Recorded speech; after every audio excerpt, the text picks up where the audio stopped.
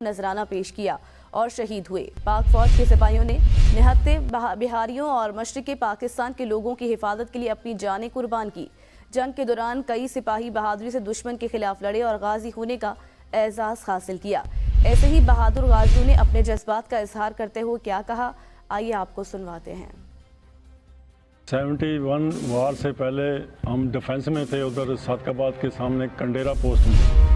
जिस दिन लड़ाई शुरू हुई है रात को हमें हुक्म मिला है, जब लड़ाई शुरू हो गई है हम इधर से अपने इलाके चले थे। हमारा अटरली वाले जो थे कवरिंग फायर दे रहे थे इन्फेंट्री को।